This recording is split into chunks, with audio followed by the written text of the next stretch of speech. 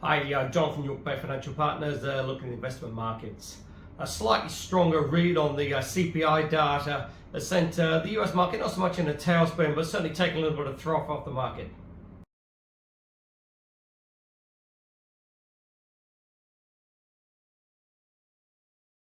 Now for January, they're expecting a figure of around 2.9. That was versus 3.4 last time round. Actually came in at 3.1.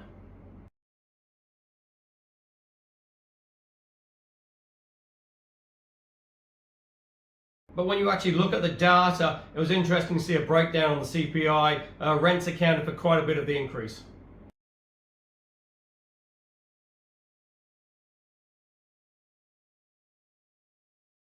So that saw traders take a little bit of profit out of the market. Really after a pretty decent run up with the S&P and the Dow sort of setting fresh highs.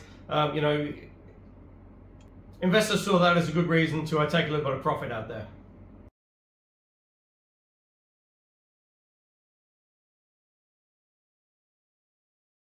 Now, what it also did do is take a March rate cut from the Fed certainly off the table, potentially May as well, and now looking at a June rate cut.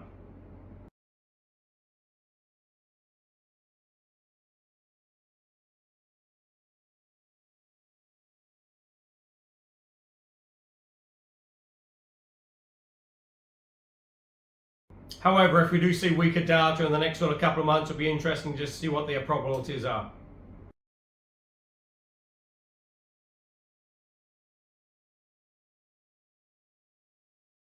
Because certainly the S&P touched 5,000, just traded over that. And it's just interesting to look because back in the March lows of 2020, the S&P was trading at 2,300.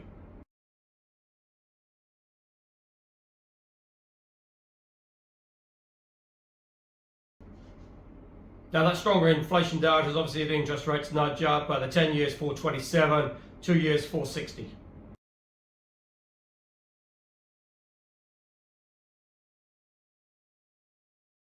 Appears to be getting pretty crucial times now for ex-President Trump. You've got various court proceedings, but also as well you've got the Supreme Court ruling on a couple of his sort of appeals. See one whether he can appear on the ballot, but also as well about this sort of case that he believes that the president should have absolute immunity.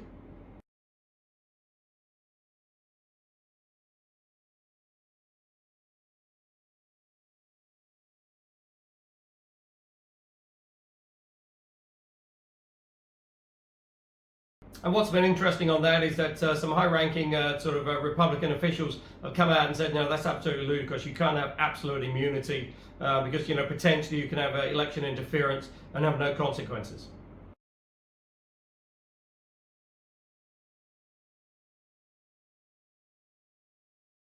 While all the time he's still a front runner for the Republican nomination.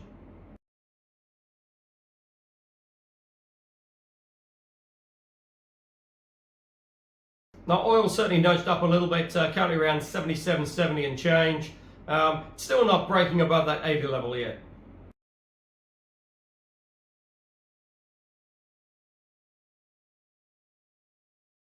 Now in the UK, you've got certainly a pretty sort of sluggish economy, but as discussed here before, nowhere near as bad as had been predicted last year.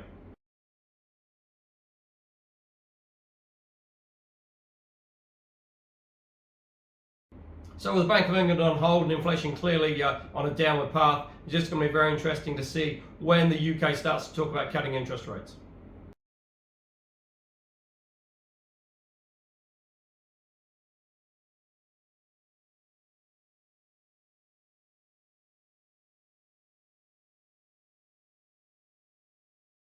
Now in the EU region, you've still got ongoing industrial disputes, mainly in sort of France with the farmers. Complaining about these sort of agricultural policies being put forward.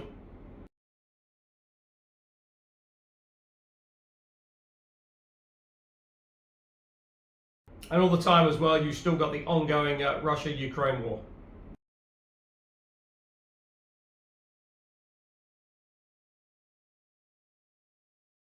And Trump further stirred the pot as well with the recent comments about NATO and potential further Russian aggression.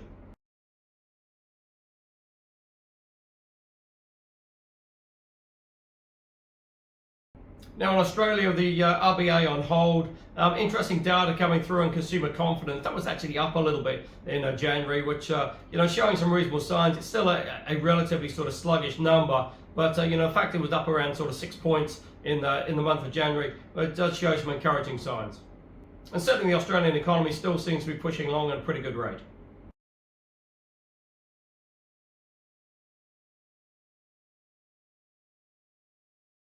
Now here in New Zealand, quite interesting, one of the major high street banks has come out and revised its forecast for the OCR now, and is now predicting a couple more hikes to take the OCR up to 6% by sort of July or August of this year.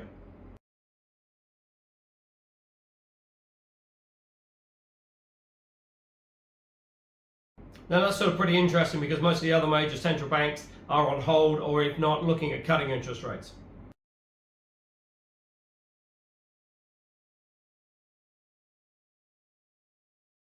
And clearly in New Zealand here, you've still got falling inflation. You've got an okay economy. It's nowhere near as robust as people would sort of like, but it's sort of pushing along at an okay rate. Also as well, you've got a pretty sluggish housing market, although again showing signs of a little bit of recovery out there.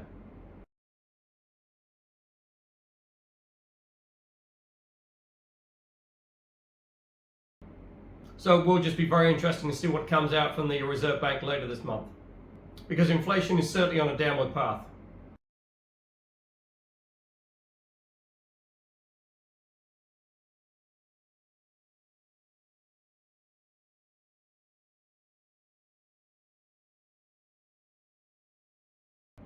A little bit good news for the dairy sector. Fonterra has increased its mid price now to $7.80.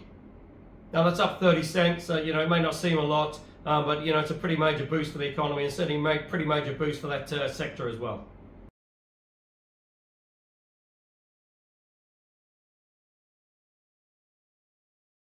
So if you are looking for income options, go to the website www.bayfinancialpartners.co.nz for lots of interesting articles, and we'll look forward to speaking to you soon.